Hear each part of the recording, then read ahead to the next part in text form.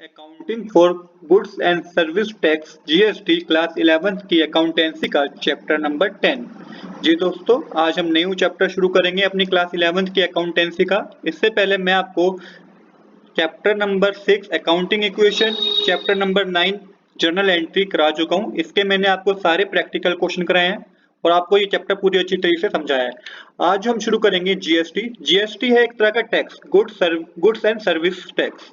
इसमें अब आपको क्या करना है, जर्नल एंट्री वाला कंसेप्ट सारा सेम है, उसमें कोई चीज नहीं है। बट हाँ, अब आपको साथ के साथ जीएसटी की भी एंट्री करनी होगी, मतलब टैक्स की एंट्री भी करनी होगी। यहाँ पे मैं बच्चों को सजेस्ट करूंगा कि आपको हो सकता है कि चैप्टर समझने में थोड़ा टाइम लग जाए, 10 मिनट लग जाए, 15 मिनट लग जाए, बट ये चैप्टर कुछ भी मुश्किल नहीं है। आपको सजेस्ट करूंगा आप हिम्मत ना हारें और पूरे इस लेक्चर को, अगर आपको एक बार में नहीं समझ आया तो दोबारा देखें, तब आपको चैप्टर इजीली समझ में आ जाएगा। ऐसा होता है कि बच्चों को जब भी कोई नई चीज शुरू कराई जाए तो एक बार में समझ नहीं आ पाती है। ये कोई न्यू थिंग्स नहीं है, ये सबके साथ होता है। ऐसा है कि आपको उस चीज को बार बार प्रैक्टिस करनी होगी, तभी वो चीज आपको अच्छी तरीके से समझ में आएगी। चलिए अब बिना देरी के शुरू करते हैं अपना आज का लेक्चर। तो सबसे पहले हम जानेंगे टैक्स के बारे में। इंडिया में दो तरह के टैक्स लिए जाते हैं, एक होता है डायरेक्ट टैक्स लिए जाते हैं, डायरेक्ट टैक्स होता है, दूसरा होता है इनडायरेक्ट टैक्स।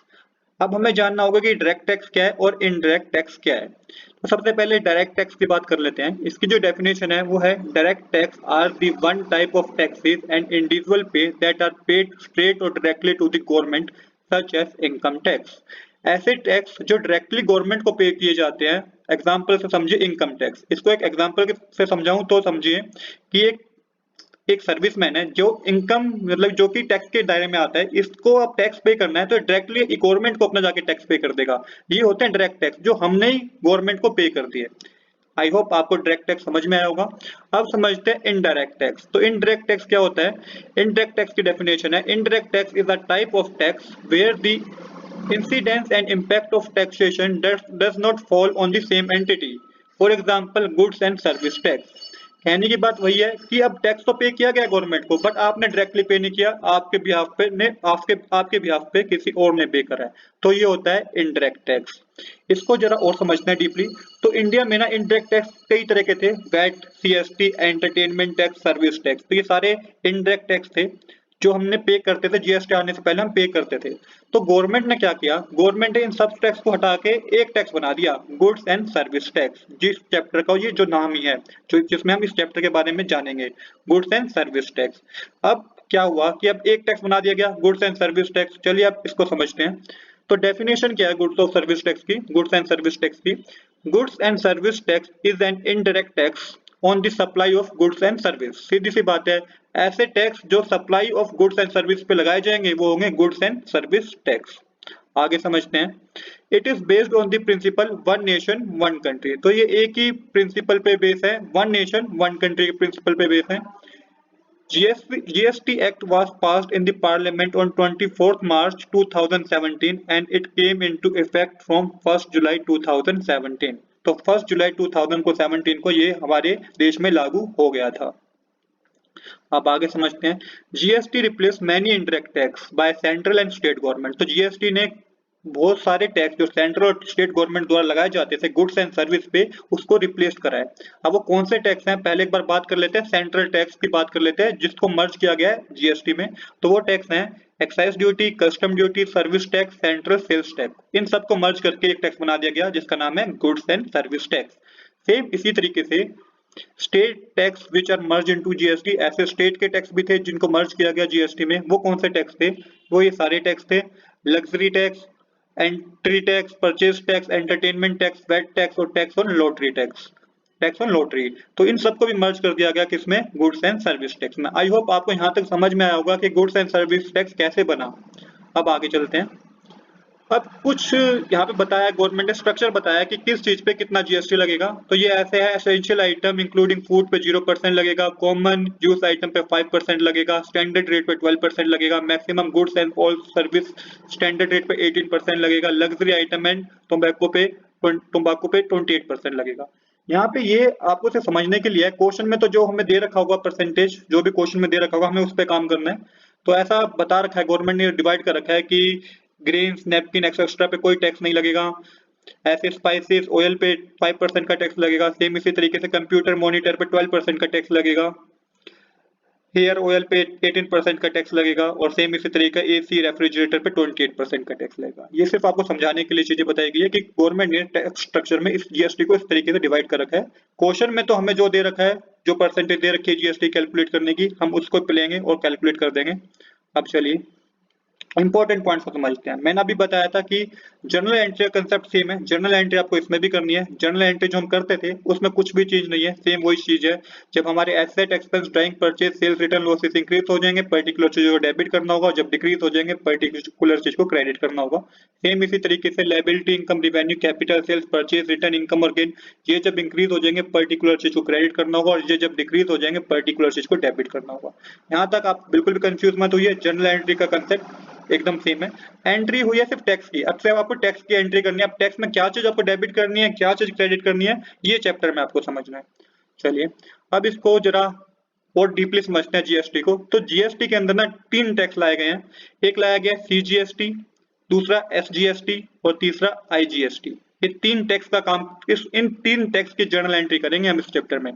अब जो सीजीएसटी और एसजीएसटी है ना, मतलब central goods and service tax और state goods and service tax है, इसको बोला गया है इंट्रा स्टेट ट्रेड। मतलब अगर कुछ ट्रेड हो रही है, मतलब हम बिजनेस सामान खरीद रहे हैं, आपको हर टाइम बिजनेस के पर्सपेक्टिव से सोचना है। और अगर बिजनेस कुछ परचेज या एक्सपेंस कर रहा है और वो एक ही स्टेट के अंदर हो रही है, मतलब हरियाणा में बिजनेस है और हरियाणा के अंदर ही बिजनेस परचेज कर रहा है या सेल कर रहा है, तो उसे बोलेंगे इंट्रा स्टेट ट्रेड।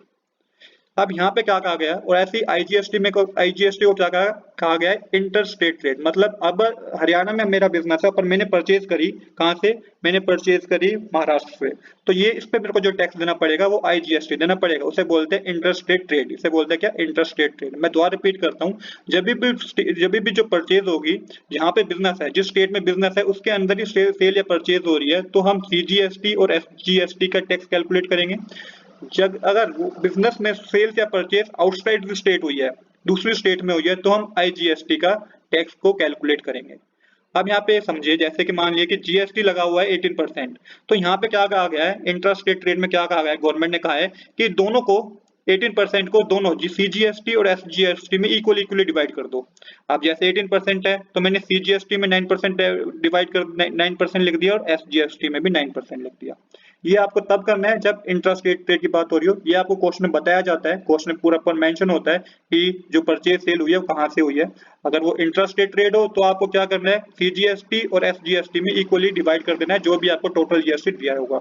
बट अगर परचेज या सेल हो रही है इंटर स्टेट ट्रेड में, तो आपको क्या करना है, आपको प्रॉपर पूरा आईजीएसटी टैक्स लगाना है और पूरा 18% पे लगाना है। आई होप आपको यहाँ तक क्लियर हुआ होगा। अब चलते आगे। अब जरा एक एग्जांपल समझिए। मैंने बताया कि आपको हमेशा एक बिजनेस के पर्सपेक्टिव सोचना है। आप समझिए कि बिजनेस है, ये बिजनेस ने परचेज और एक्सपेंस किया। क्या किया, बिजनेस ने परचेज और एक्सपेंस किया। और यहाँ पे बिजनेस ने सेल्स, इनकम और रिवेन्यू, तो जीएसटी एंट्री को 2 पार्ट्स में डिवाइड किया गया है, परचेज एंड एक्सपेंस और सेल्स, इनकम एंड रिवेन्यू। जब भी बिजनेस में सेल और एक्सपेंस होगी ना, इसका मतलब होगा, सॉरी, जब भी बिजनेस में परचेज और एक्सपेंस होगी, जब भी बिजनेस ने परचेज किया होगा या कुछ खर्चा किया होगा, इसका मतलब है हमने जीएसटी पे किया। हमने क्या किया, जीएसटी पे किया। और जब हमने सेल, इनकम और रिवेन्यू, बिजनेस की जब भी सेल हुई होगी, इनकम हुई होगी, रिवेन्यू होगी, इसका मतलब है कि बिजनेस ने जीएसटी कलेक्ट किया। बिजनेस ने क्या किया, जीएसटी कलेक्ट किया। बहुत इंपॉर्टेंट पॉइंट है, मैं दोबारा रिपीट करता हूँ, इसी पे आपकी एंट्री डिपेंड होगी। जब भी बिजनेस ने परचेज और एक्सपेंस की होगी, इसका मतलब है बिजनेस ने जीएसटी पे किया। और जब भी बिजनेस ने सेल्स, इनकम और रिवेन्यू होगी, तो इसका मतलब है बिजनेस ने जीएसटी कलेक्ट किया। अब आगे समझिए, जब भी परचेज और एक्सपेंस होगी ना, तो हम यूज करेंगे इनपुट सीजीएसटी, इनपुट एसजीएसटी और इनपुट आईजीएसटी। हम इनपुट वर्ड का यूज करेंगे, सीजीएसटी हो चाहे वो एसजीएसटी हो या आईजीएसटी हो। आईजीएसटी हम तब यूज करेंगे जब हम आउटसाइड द स्टेट परचेज या सेल करते हैं, परचेज करेंगे। अगर विद इन द स्टेट हम परचेज कर रहे हैं, एक्सपेंस कर रहे हैं, तो सीजीएसटी, एसजीएसटी का हम यूज करेंगे। ये जो होता है, ये बिजनेस के लिए क्या माना जाता है, ये बिजनेस के लिए एसेट है। Input CGST, input SGST, input IGST business के लिए एसेट है, याद रखिएगा। और इसको आप हमेशा क्या करेंगे, डेबिट करेंगे। इसको क्या करेंगे, आप डेबिट करेंगे। अब समझिए, अब आपको पता चल गया कि इनपुट, आपको जब भी जीएसटी पे करना है, आपको इनपुट लगाना है, ठीक है, और आपको उस पर्टिकुलर चीज को डेबिट करना है। अब आप बिजनेस ने परचेज करी कैश में, तो इसकी एंट्री क्या थी, purchase account debit to cash account, ये एंट्री थी नॉर्मल। अब हमने बता दिया कि भाई बिजनेस ने परचेज किया, तो इनपुट क्या होगा, input CGST account debit, input SGST account debit. तो सिंपल आपकी जो एंट्री बनेगी बनेगी purchase account debit, input CGST account debit, input SGST account debit to cash account. अगर ये विद इन द स्टेट बात हो रही है तो आप सीजीएसटी और एसजीएसटी का लगाएंगे। अगर ये आउटसाइड द स्टेट है कि हमने किसी और जगह से परचेज की है, बाहर के स्टेट से परचेज किया है, मतलब इन द सेंस इंडिया में मैंने हरियाणा में मेरा बिजनेस है, मैंने महाराष्ट्र से परचेज किया है, तो मैं आईजीएसटी का यूज करूंगा। चलिए अब करते हैं अगला, इसको समझते हैं सेल्स इनकम रिवेन्यू को। अब बिजनेस में सेल हुई है, इनकम हुई है, रिवेन्यू हुई है, तो हमने जीएसटी कलेक्ट किया है, तो इसको हम बोलते हैं output CGST, output SGST, output IGST. ये बिजनेस के लिए एक तरह की लायबिलिटी है, बिजनेस पे कर्ज है, क्योंकि जब मैं बाहर से कलेक्ट करूंगा ना, जब मैं बाहर किसी लोगों को सेल से मेरे पास जो टैक्स आएगा वो मैं खुद नहीं रखूंगा, वो मेरे पे कर्ज है, मुझे गवर्नमेंट को देना है, इसलिए लायबिलिटी है। तो लायबिलिटी होगी तो आप इस पर्टिकुलर चीज को क्या करेंगे, क्रेडिट करेंगे। सिंपल सा कंसेप्ट ये याद रखिए, जीएसटी पे, जब भी परचेज एक्सपेंस होगी जीएसटी पे करेंगे, तब हम इनपुट का यूज करेंगे। इनपुट हमारे लिए डेबिट एसेट होता है, तो पर्टिकुलर चीज को डेबिट कर दीजिए। जब भी बिजनेस में सेल इनकम रिवेन्यू होगी जीएसटी कलेक्ट करेंगे, उसके लिए हम आउटपुट वर्ड का यूज करेंगे, और ये हमारे लिए लायबिलिटी होता है, पर्टिकुलर चीज को क्रेडिट करेंगे। चलिए आप इसको एक एग्जांपल से और समझ लीजिए। एग्जांपल से कैसे कि भाई बिजनेस ने क्या हुआ, परचेज करिए 10,000 रुपीज के गुड्स परचेज किए 18% जीएसटी के, हम मानेंगे कि with in the state he purchase करिए, तो इस पे जो टैक्स लगेगा वो लगेगा सीजीएसटी और एसजीएसटी। मैंने बताया कि टोटल बता दिया 18% है, ये हमें डिवाइड करना पड़ेगा इक्वली कि सीजीएसटी 9% है और एसजीएसटी भी क्या है 9% है। तो अब इसकी जर्नल एंट्री क्या होगी, कैश में परचेज किए, अब इसकी जर्नल एंट्री क्या होगी, इसकी जर्नल एंट्री होगी purchase account debit to cash account, ये तो हम करते थे। अब मैंने बताया परचेज किया है, इनपुट क्या हो जाएगा, इनपुट सीजीएसटी क्या हो जाएगा, डेबिट हो जाएगा, और इनपुट एसजीएसटी भी क्या हो जाएगा, डेबिट हो जाएगा। तो टोटल परचेज की थी हमने 10,000 की, तो परचेज अकाउंट में आप लिखेंगे 10,000। अब 9% का सीजीएसटी है जो कि 900 आएगा, और 9% का एसजीएसटी है जो कि 900 आएगा, और टोटल हमें जो बैलेंस हमने पे करा होगा ना अपने क्रेडिट, अपने जहां से हमने परचेज किया है उसको 11,800 रुपीज पे किए होंगे। आई होप आपको समझ में आया होगा। अब करते हैं सेम इसी तरीके से, बिजनेस ने परचेज कर लिया, बिजनेस आगे सेल भी तो करेगा, तो बिजनेस ने अब क्या करा, बिजनेस ने सेल कर दी 12,000 में, 10,000 की परचेज की थी 12,000 में सेल कर दी। सेम वही कंसेप्ट है, सीजीएसटी इस पे भी 9% लगेगा और एसजीएसटी भी 9% लगेगा। तो इसकी जो जर्नल एंट्री होगी वो होगी अब cash account debit to sales account to output CGST account to output SGST account. अब ये विद इन द स्टेट हुई है सेल भी, तो हम आउटपुट सीजीएसटी और आउटपुट एसजीएसटी का यूज करेंगे। तो यहाँ पे जो हमने टैक्स, जो हमारे कैश हुआ, जो हमने सेल करी 12,000 रुपए की करी, अब 12,000 पे 9% कैलकुलेट करेंगे आप एसजीएसटी और सीजीएसटी, तो आपका आएगा 1,080 रुपीज, 1,080 रुपीज। तो टोटल कैश जो हमारे पास आएगा ना वो आएगा 15,060 रुपीज। मैंने अभी बताया आपको कि इस तरीके से आप कैलकुलेट करेंगे। ये आउटपुट जो होता है सीजीएसटी हमारे लिए कर्ज होता है, लायबिलिटी होगी, क्योंकि हमें गवर्नमेंट को पे करना है। अभी इसमें एक और चीज है जो मैं आगे समझाऊंगा, जो कि बहुत इंपॉर्टेंट समझना। आई होप आपको यहाँ तक समझ में आएगा कि किस तरीके से जर्नल एंट्रीज होगी। चलिए अब एक बार सारी जर्नल एंट्रीज देख लेते हैं। तो फॉर सेल्स रिटर्न के लिए जो एंट्री बनेगी सेल्स रिटर्न के लिए, वो बनेगी sales return account debit, output CGST account debit, output SGST account debit to debtor account. ऐसी परचेज के लिए मैंने आपको बताया परचेज के लिए ये एंट्री बनेगी, सेल ऑफ गुड के लिए एंट्री बनेगी। ऐसी सारी एंट्री लिखे फॉर परचेज रिटर्न के लिए आपको ऐसे लिखना है। For purchase of fixed asset के लिए ये एंट्री बनेगी। सिर्फ इसमें नई चीज जो आई है वो इनपुट का ही काम है, इनपुट और आउटपुट की बात आई है। इनपुट आउटपुट समझ गए आप, आपको एंट्री करने में कभी दिक्कत नहीं होगी। तो ये सारी एंट्री आपके क्वेश्चन में यूज होगी। तो ये टोटल 8 एंट्रीज हैं जिसको आपको ध्यान में रखना है। जनरल एंट्री कंसेप्ट सेम है, इनपुट और आउटपुट का कंसेप्ट आपको लगाना है। ये मैंने आपके लिए और इजी किया है, आपको इजीली पता चल जाएगा कि कब आपको इनपुट को डेबिट करना है और कब आपको क्रेडिट करना है, कब आपको आउटपुट को डेबिट करना है और कब आपको आउटपुट को क्रेडिट करना है। तो आप इसका नोट बना लीजिएगा जो मैं आपको बता रहा हूं। तो जब भी आपका एक्सपेंस और परचेज, जब भी आपकी एक्सपेंस और परचेज हुई हो,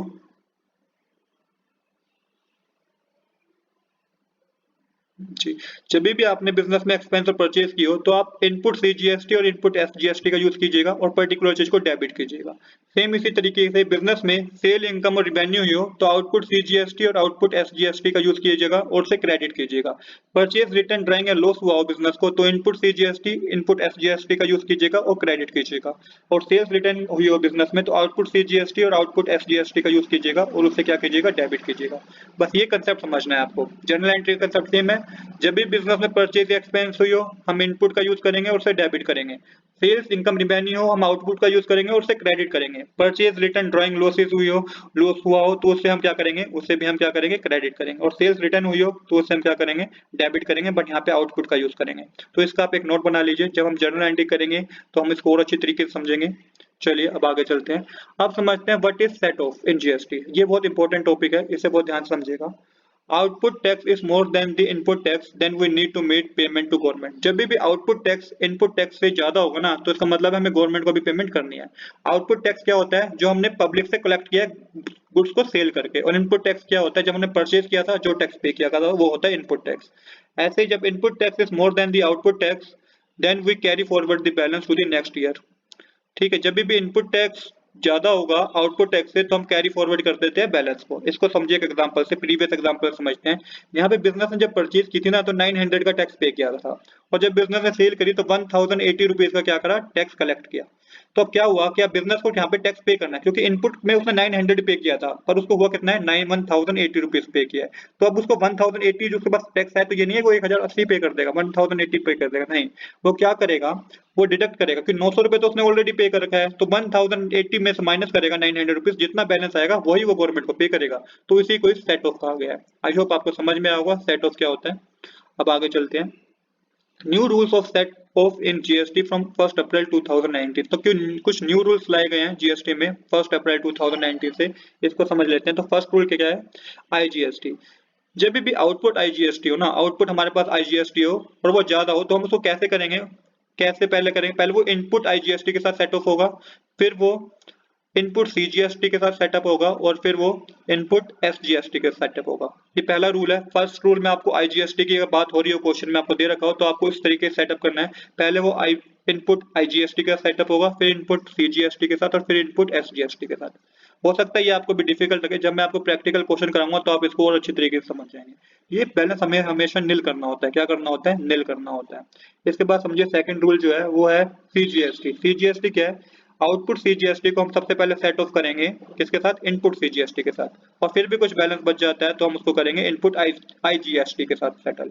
ऐसे सेम थर्ड रूल में एसजीएसटी को हम पहले, जो आउटपुट एसजीएसटी होते हैं इसे हम सेटअप करेंगे इनपुट एसजीएसटी के साथ, और फिर भी कोई बैलेंस बच जाता है तो हम करेंगे उसको इनपुट आईजीएसटी के साथ। चलिए इसको भी एक एग्जांपल समझते हैं ताकि आपको और बेटर अंडरस्टैंडिंग हो इस एग्जांपल से। इसकी जो जनरल एंट्री होगी वो इस तरीके से होगी, output CGST account debit to input CGST account, output SGST account debit to input SGST account. और जब फॉर पेमेंट के लिए जो होगा, जब पेमेंट बचेगी, मतलब अगर हमारे पास टैक्स ज्यादा आ गया और हमने कम दे रखा है, तो हमें ये एंट्री करनी होगी, output CGST account debit, output SGST account debit to bank account. नीचे कह रखा है कि 10, 11, 12 ट्रांजैक्शन को ना, इसको कंबाइन भी कर सकते हैं, इस एंट्री को हम कंबाइन भी कर सकते हैं। कंबाइन कैसे होगी, to output CGST account debit, output SGST account debit to input CGST account, to input SGST account to bank account. तो हमें पता चल जाएगा इजिली कि बैंक को हमें कितना पैसा देना है। फॉर एग्जांपल अगर मैंने परचेज करी और मैंने 1000 रुपए का टैक्स दिया, पर मैंने उसी गुड्स को सेल किया और मैंने 2000 रुपए कलेक्ट कर लिए, तो 1000 रुपए मेरे को अभी गवर्नमेंट को पे करने हैं। आई होप आपको ये समझ में आया होगा। अब इसको एक एग्जांपल से समझ लेते हैं। तो आउटपुट इनपुट लिखा मैंने, ये मैंने एग्जांपल लिया है। आईजीएसटी लिखना है आपको यहाँ पे, सीजीएसटी और एसजीएसटी। तो आउटपुट में मानिए कि मेरे को गुड्स को सेल करके 2000 रुपए का मैंने आईजीएसटी कलेक्ट कर लिया, टैक्स कैलकुलेट कर लिया, सीजीएसटी में मैंने 1000 रुपीज कलेक्ट कर लिए, और एसजीएसटी में भी मैंने 1000 रुपीज कलेक्ट कर लिए। इनपुट में मेरा 1000 रुपीज मैंने परचेज किया तो मैंने 1000 रुपीज दिया, सीजीएसटी में मैंने 1500 रुपीज दिया, और एसजीएसटी में मैंने 1500 रुपीज दिया। तो अब सबसे पहले क्या होगा, पहले हम आईजीएसटी को करना होता है, कि पहला रूल आईजीएसटी का होता है। अगर क्वेश्चन में आईजीएसटी की बात हो रही है तो सबसे पहले आप आईजीएसटी को करेंगे। तो 2000 का मेरे को टैक्स रिसीव हुआ, जबकि मैंने इनपुट कितना दिया, 1000 रुपीज का टैक्स ही मैंने दिया था। तो 1000 रुपीज यहाँ पे बच गए। तो अब इसको क्या करना होगा, आपको सेट ऑफ करना होगा किससे, जो इनपुट है सीजीएसटी का। तो इससे मैं क्या करूंगा, इससे मैं 1000 रुपए ले लूंगा, इसमें मैं 1000 रुपए माइनस करके 1000 रुपए इसमें ले लूंगा आईजीएसटी में, और उसको पूरा सेटअप कर दूंगा। यहाँ पे मेरा जीरो ही आना चाहिए। ये रूल है कि आपको आईजीएसटी हमेशा जीरो लाना है। इसकी जो जनरल एंट्री होगी वो होगी output IGST account debit to input IGST account to input CGST account. अगर मैं ये ना लेता, ये पूरा मेरा अगर इसमें से ही मतलब इनपुट में से ही सेटल हो जाता, तो मैं यहाँ पे 2000 ही लिखता, बट मैंने सीजीएसटी के इनपुट से भी लिया है तो मेरे को टू इनपुट सीजीएसटी अकाउंट भी लिखना पड़ेगा। तो इसकी एंट्री इस तरीके से होगी, आगे समझते हैं। अब CGST को हमें करना है, तो CGST में क्या हो भैया, 1000 रुपीज का मेरे पास टैक्स आया, बट मैंने अभी क्या करा कि ये मेरे पास 500 रुपीज बचे, मतलब 500 रुपीज का ही मैंने टैक्स दिया था, इसका मतलब ये। तो मतलब क्या है, मेरे को 500 रुपए गवर्नमेंट को पे करने हैं। इसका मतलब क्या है, 500 रुपए मुझे गवर्नमेंट को क्या करने हैं, पे करने हैं। तो इसकी जो जनरल एंट्री होगी वो होगी output CGST account debit to input CGST account to bank account. 1000 rupees आप लिखेंगे आउटपुट CGST में, और 500 रुपीज लिखेंगे आप इनपुट CGST में, और बैंक अकाउंट में भी आप कितने, क्योंकि 500 रुपए हमें पे करना है, 500 रुपए तो हम पे कर चुके हैं, तो यहाँ पे भी आप 500 रुपीज लिखेंगे। अब बात करते हैं SGST की, तो SGST को समझिए।